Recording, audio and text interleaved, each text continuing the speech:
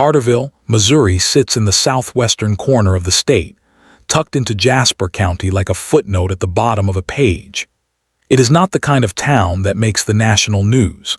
In 1999, the population hovered just under 2,000 people.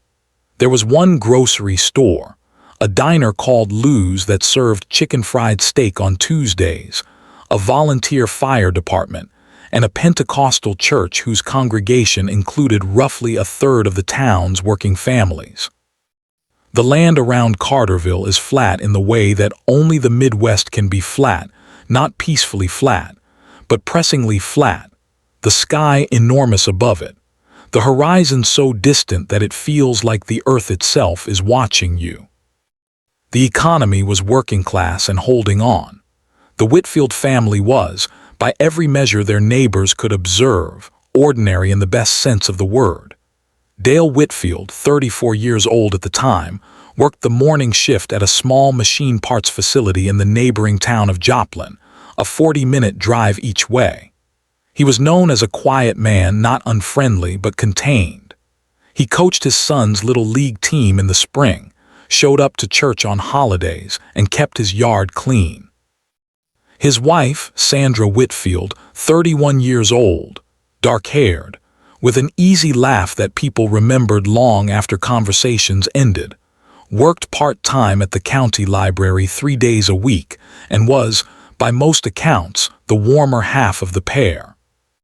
Their children were two, Tyler, 9 years old, and Rachel, 7. On the morning of September 14, 1999, the household was running on its ordinary rhythms. Dale had left for work at 5:47 in the morning. He always left at 5:47, Sandra would later tell investigators, because he liked to stop at the gas station on County Road 12 for a large coffee and still arrive at the facility before the 6:30 shift start. Tyler was still sleeping. Sandra had come downstairs at around 7:15, made herself coffee, and looked out the kitchen window to find Rachel already in the backyard, which was not unusual. Rachel was an early riser, an outdoor child, a girl who preferred the cold morning air to the warmth of blankets. She had been wearing a yellow shirt with a small strawberry embroidered on the collar, blue jeans, and white sneakers with a Velcro strap on the left shoe that had begun peeling away from the canvas. Sandra would remember the yellow shirt for the rest of her life. She went about her morning tasks, loading the dishwasher, sorting a small pile of laundry on the kitchen table, making a second cup of coffee. She called to Rachel through the screen door at approximately 7:40 to ask if she wanted scrambled eggs. Rachel's voice came back clearly. "Yes, please, Mama." Sandra noted this. She would note this later, repeatedly, in all the years that followed, because it was the kind of detail that becomes unbearable when it turns out to be a last thing. The sound of her daughter's voice, the two words, the please. At 7:55, Sandra called out again to say that breakfast was ready. No answer came. She stepped onto the back porch. The yard was empty. The swing was still. The red and yellow toy truck, a metal Tonka that had belonged to Tyler but which Rachel had claimed as her own through the slow legislation of sibling persistence, lay on its side near the garden fence, its wheels pointing at the sky. Sandra called Rachel's name 3 more times, her voice rising slightly on each repetition. She walked to the back fence, which bordered a narrow gravel lane that ran behind the row of houses on Pembroke Street. The lane was empty. There was no sign of Rachel in either direction. The gate in the back fence was open. Sandra would later tell the Jasper County Sheriff's Department that she had checked the gate the evening before and was almost certain it had been latched. Almost certain. Those 2 words would live in the record for decades, inviting interpretation from every direction. She immediately went to the neighbors, first to the Hendersons on the right, then to the Morales family across the lane. No one had seen Rachel that morning. By 8:20, Sandra had called the Jasper County Sheriff's Department. The dispatcher took her information, noted the description of the child and her clothing, and told Sandra that a deputy would be there within the hour. In 1999, in a town like Carterville, a missing child report did not yet carry the immediate urgency that it would come to carry in the years following the national changes in missing child protocol. It was not indifference. It was simply a different era's operating assumption. That children wandered, that they turned up at a friend's house or a grandmother's porch, that the most likely explanation was the most innocent one. Deputy Frank Ockhaffer arrived at the Whitfield house at 8:58 in the morning. He walked the yard, noted the open gate, walked the gravel lane in both directions, and asked Sandra a standard set of questions. He noted in his initial report that the mother appeared visibly distressed, coherent, and cooperative. He also noted the yellow shirt, the Velcro sneaker, the gap between Rachel's front teeth. He noted the cereal bowl on the kitchen table. The milk had gone completely warm. Dale Whitfield was reached by telephone at his workplace at 9:15. He arrived home at 10:32, a 40-minute drive. He had been stopped briefly at the gas station on County Road 12, the attendant there confirming the stop. He arrived home to find 2 additional deputies, a neighbor woman holding Sandra's hand on the front porch steps, and his son Tyler sitting on the living room couch, still in his pajamas, watching the front door with the particular expression of a 9-year-old, trying very hard to understand something that the adults around him will not explain directly. The swing hung still, the toy truck lay on its side. By noon on September 14, 1999, the Jasper County Sheriff's Department had mobilized a search that would, within 48 hours, involve over 200 volunteers from Carterville and surrounding communities. They searched the gravel lane, the neighboring lots, the thin strip of woodland that ran along the eastern edge of town behind a grain storage facility on Highway 43. They organized in grids, moved through fields that had already been harvested and left behind the dry, broken stubble of the season. They called Rachel's name until their voices went rough. The Carterville Volunteer Fire Department brought 4-wheel vehicles. A church group organized water and sandwiches for the searchers. The local television affiliate out of Joplin sent a reporter and a camera crew by the afternoon of the first day, and by the second morning, the story had traveled as far as Kansas City. A photograph was circulated, Rachel in the yellow shirt, smiling at the camera, the gap between her front teeth on full display. It was a school picture from the previous spring, slightly overexposed, the background the flat blue of a gymnasium curtain. It is the photograph that would appear on every flyer, every broadcast, every newspaper column for the next 2 decades. Clears throat. The investigation in its early phase proceeded along the lines that such investigations typically follow. Investigators spoke with neighbors, surveyed the area, examined the back fence and the gate. Forensic technicians dusted surfaces and collected trace evidence from the yard. The gravel lane offered nothing definitive. It was a shared access road, heavily trafficked by vehicles from multiple properties, and whatever impressions might have been useful had been obscured by subsequent passage. Canine units were brought in on the second day. The dogs tracked a scent from the back gate, down the gravel lane approximately 40 yards to the east, and then nothing. The scent simply ended. This was consistent, investigators noted in their internal documentation, with a child entering a vehicle. It was the first piece of information that moved the case, in the private thinking of the lead investigator, from the category of wandering child towards something significantly more troubling. The lead investigator was Detective Marlene Graves of the Jasper County Sheriff's Department, a 15-year veteran who had worked primarily in property and financial cases, but had asked to be assigned to the Whitfield disappearance given its profile. She was methodical, deliberate, and kept a yellow legal pad on which she wrote observations in a small, precise hand. Her notes from the first week of the investigation, later reviewed during the reopening of the case, reveal a mind cataloging small inconsistencies with quiet diligence. One note dated September 15, 1999 reads, "Father's odometer ask again. The stop at County Road 12 station is confirmed, but the time from call received at facility to arrival at residence is 1 hour 17 minutes, 40-minute drive.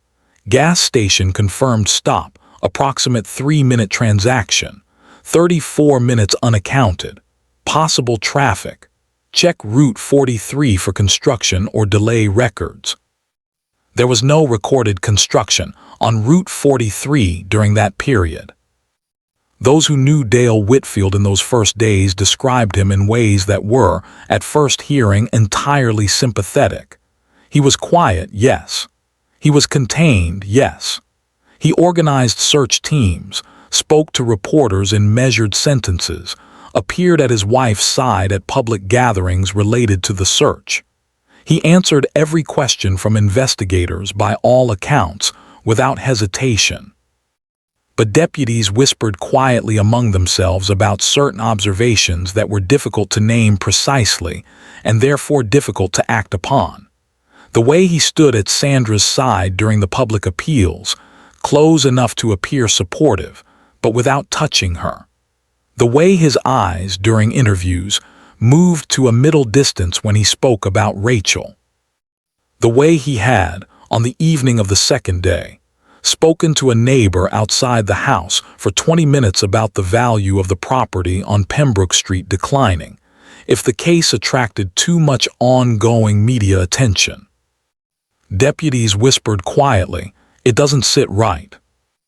Detective Graves noted this category of observation carefully but withheld judgment. She had been in investigative work long enough to know that grief wears 1,000 different faces, and that a quiet, controlled man does not become a suspect simply by being a quiet, controlled man. She focused instead on timelines.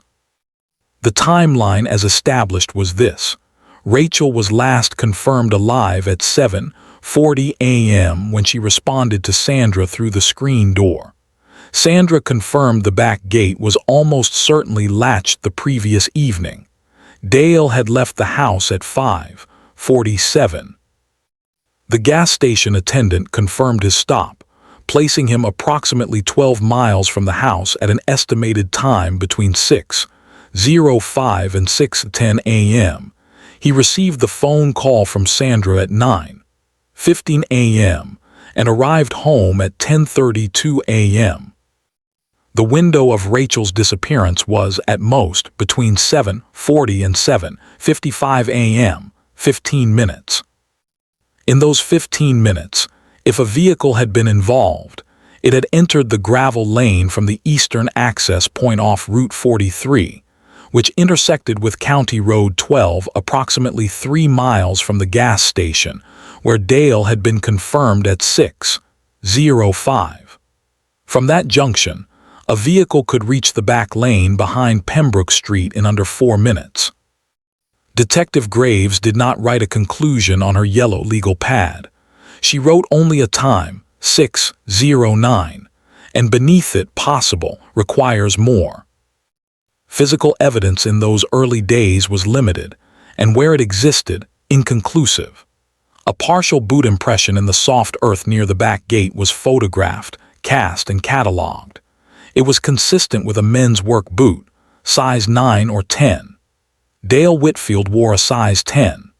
So did at least 40 other men who had reason to be in the vicinity of Pembroke Street, including the postal carrier, 2 neighbors, and a contractor who had been working on a fence 3 houses down throughout that week. A small cotton fiber was recovered from the fence post near the gate, blue, approximately 6 millimeters in length. It was catalogued. At the time, its significance was unknown. It would remain unknown for a very long time. The case did not yield a break in the first week, nor in the second. A large-scale ground search of the woodlands east of town recovered nothing connected to Rachel. No additional witnesses came forward. The media attention, intense in the first 2 weeks, began to thin by mid-October as other stories moved to the front of the broadcast. By December of 1999, without a body, without a witness, and without sufficient evidence to compel further action against any named individual, the Jasper County Sheriff's Department officially classified the case as cold. The file went to storage. Detective Graves kept a copy of her yellow legal pad notes in a manila envelope in her desk drawer, where they would remain for the next 16 years. Rachel Anne Whitfield had simply vanished. The swing hung still. 14 months after Rachel disappeared, Sandra and Dale Whitfield separated. The separation was formal and largely silent. There were no public arguments, no dramatic scenes reported by neighbors. Sandra moved with Tyler to her mother's home in Springfield, approximately 90 miles northeast of Carterville. Dale remained in the house on Pembroke Street for another 8 months, then sold it and relocated to a rental property in Joplin. For those who have ever doubted someone you love, who have felt the presence of a question you cannot bring yourself to ask, a suspicion you have buried beneath the daily obligation of continuing to live. The years that followed in the Whitfield household had a particular and recognizable weight.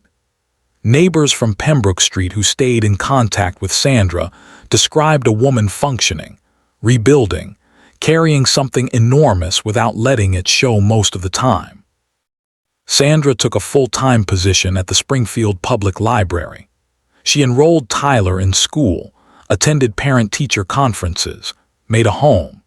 She spoke to investigators twice more in the years immediately following, once in 2001, when Detective Graves reached out with a question about a name that had surfaced peripherally, and once in 2003, when a national database cross-reference flagged a case with similar characteristics in a neighboring state that ultimately proved unrelated.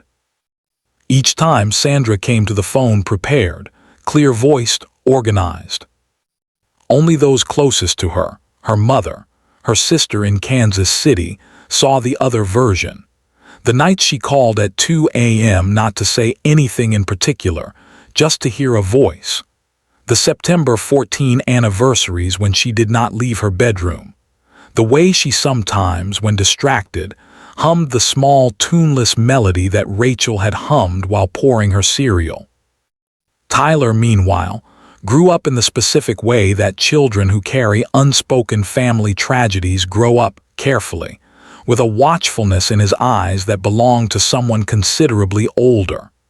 His teachers in Springfield noted that he was a good student, focused and disciplined, with a particular aptitude for languages. He did not speak publicly about his sister during his school years. He kept a photograph of Rachel, the school picture, the yellow shirt, the gap between her teeth tucked inside the back cover of the book he was currently reading, rotating it from volume to volume as he finished each one. A traveling photograph, always marking the end of something, always moving forward.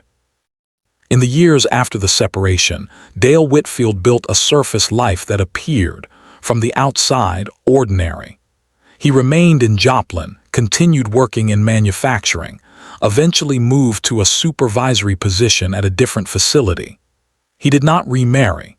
He was known at his new workplace as reliable, private, and precise. People there did not know his history in any detail, a daughter missing long ago. It was the kind of past that, in a new place, could be folded into a sentence or omitted entirely. Clears throat. The case file in the Jasper County Sheriff's Department sat in storage through the early years of the 2000s, then was transferred to a digital archive as part of a records modernization effort in 2009. The physical evidence, the boot impression cast, the fiber sample, the photographs, Detective Graves's extensive documentation went into a climate-controlled evidence storage facility in 2011 as part of a cold case preservation initiative that had been quietly funded by a state grant. Detective Graves retired from the Jasper County Sheriff's Department in 2007. At her retirement gathering at the Carterville diner, Lou's, still open, still serving chicken fried steak on Tuesdays, she accepted a plaque, made a short speech, and went home. She did not take the manila envelope of yellow legal pad notes from her desk. She asked the incoming investigator, a young deputy named Carson Adler, to hold on to them. She did not explain why. "You'll know if you ever need them," she said. He held on to them. In 2014, Tyler Whitfield, now 24 years old, working toward a graduate degree in social work at the University of Missouri in Columbia, wrote a personal essay for a class on trauma and recovery. He did not share it publicly. It described, in academic and personal terms simultaneously, the experience of growing up in the aftermath of a disappearance, the way that grief without resolution differs from grief with it, the specific exhaustion of carrying a question that has no floor. In the essay, he wrote a single sentence that his professor circled and asked him to expand upon in their next session. "I have always known that some things were not said in our house, and that the unsaid things were the shape of what I do not yet know." His professor noted in the margin, "This is profound and specific. Expand." Tyler did not expand it. He moved forward. He always moved forward. The swing on Pembroke Street had long since been removed. The house had changed hands twice. The gravel lane behind the row of houses had been paved over in 2006 to create proper access for the growing number of vehicles using it daily. The small garden where Sandra had grown tomatoes was now a concrete pad with a barbecue grill on it. The neighborhood had the texture of a place that had moved on, as places do, covering over the geography of old events with the ordinary accumulation of new ones. But in the evidence storage facility, in a sealed and labeled box, the small blue cotton fiber sat in its cataloged container, waiting. And in the records of a domestic incident reported to the Joplin Police Department on March 3, 2015, a report filed by a woman named Patricia Sauer, who had been in a relationship with Dale Whitfield for approximately 8 months. A single line in the responding officer's notes described Whitfield's behavior during the incident as controlled and minimizing in a manner consistent with prior rehearsal. The Joplin officer who wrote that line did not connect it to any cold case in Jasper County. There was no reason he should have. It went into a different file, in a different department, in a different county. But it existed. And in 2017, a woman in Joplin who had been following the growth of a national cold case advocacy network posted in an online forum a brief, carefully worded message that asked if anyone had information about the 1999 disappearance of Rachel Whitfield of Carterville, Missouri. The woman was Patricia Sauer. The post received 11 responses in its first 24 hours. One of them was from a retired county employee in Jasper County who had worked in records during the 1999 investigation and remembered a detail, an odometer discrepancy that had been noted and then allowed to rest, that he had never quite stopped turning over in his mind. He wrote to Patricia Sauer, "There were things that never added up. Someone should look again." The formal reopening of the Rachel Whitfield case began not with a dramatic legal filing or a press conference, but with a Tuesday afternoon phone call in October of 2017, when Carson Adler, now a senior investigator with the Jasper County Sheriff's Department, received a call from the Missouri State Highway Patrol's Cold Case Unit, which had been quietly cross-referencing old disappearance files with a national forensic database, updated the previous year with newer processing capabilities for degraded fiber and trace evidence samples. The blue cotton fiber recovered from the back gate post on Pembroke Street in September 1999 had been reanalyzed.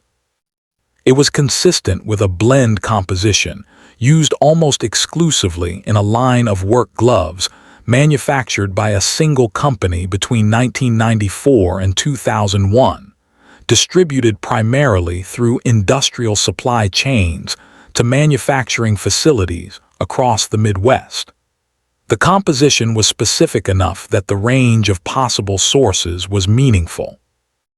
And among the facilities in the Jasper County and Jasper-adjacent region that had purchased that supply line of gloves in 1999 was the machine parts facility in Joplin, where Dale Whitfield had worked. This was not by itself conclusive.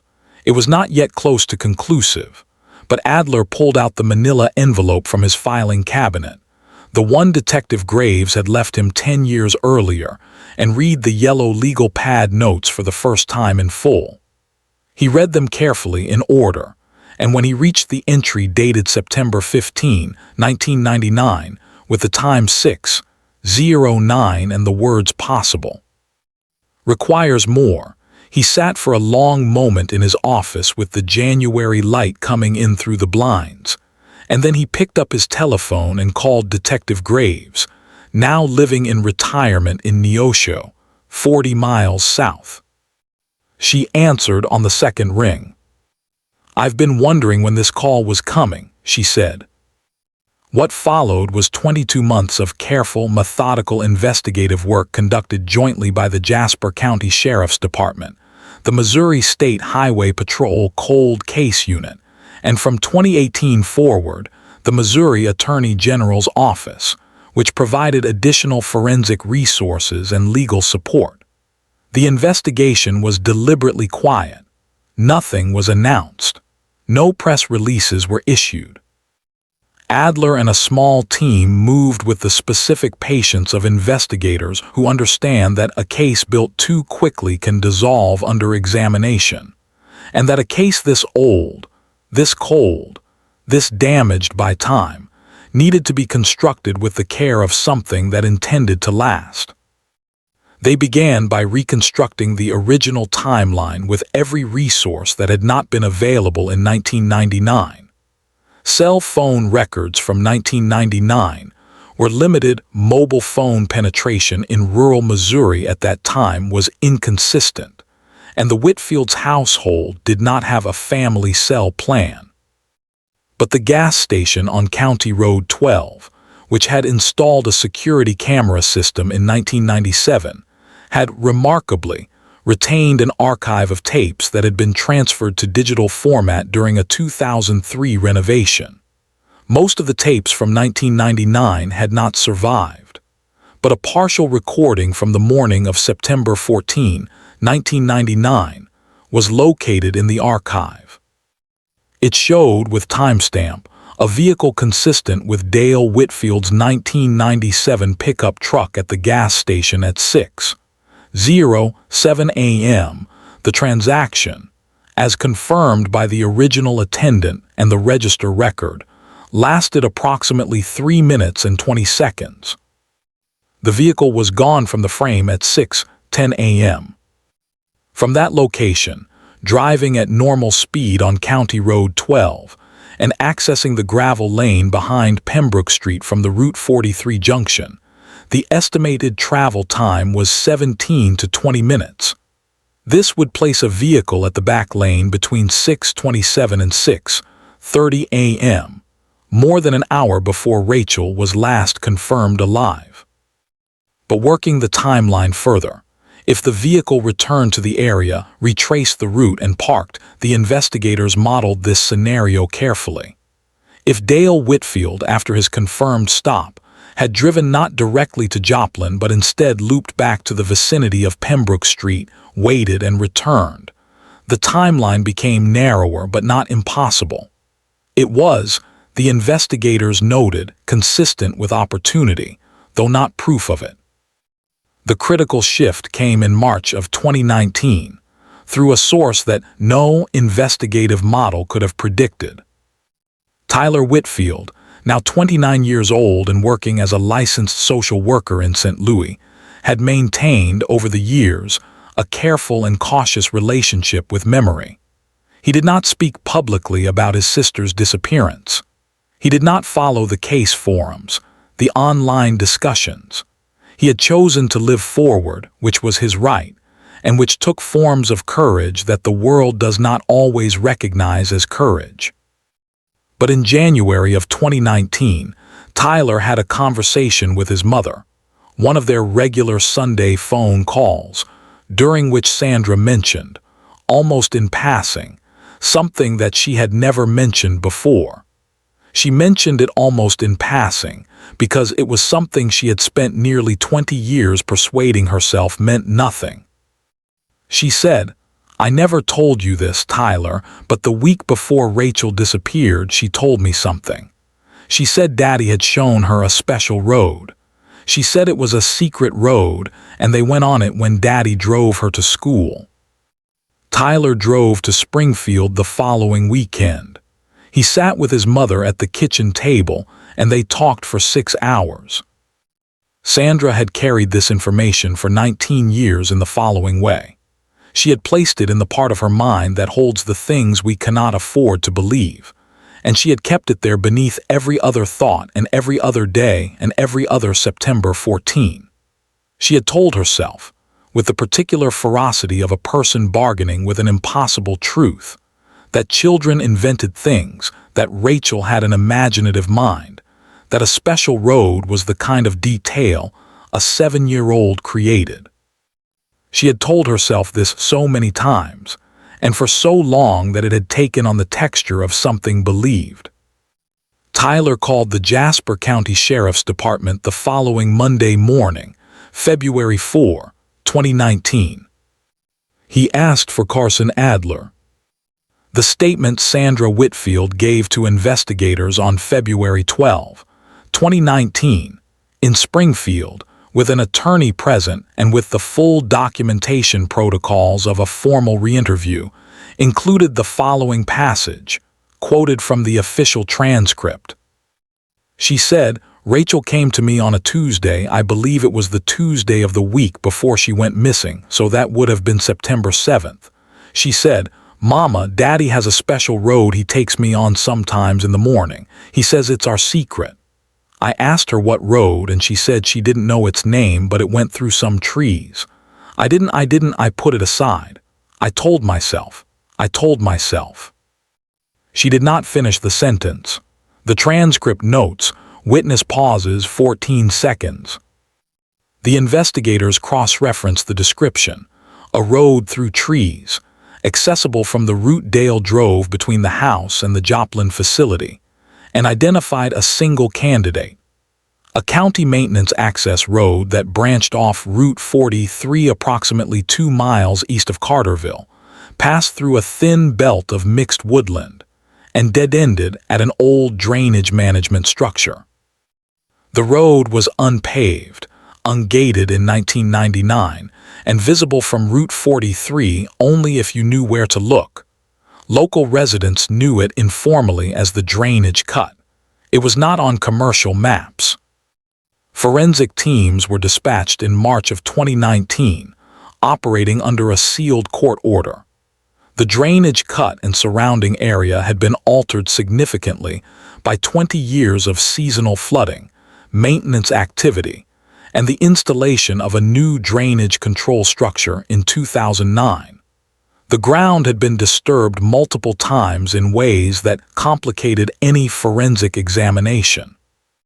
But beneath the root system of a collapsed tree, approximately 43 meters from the end of the access road, forensic anthropologists made a recovery. The specific findings of that recovery were placed under a judicial protective order that remains partially in effect. What was confirmed publicly, following a formal announcement by the Jasper County Sheriff's Department on April 8, 2019, was this: human remains consistent with a child were recovered. Subsequent DNA analysis, completed in June of 2019, confirmed a familial match with Sandra Whitfield.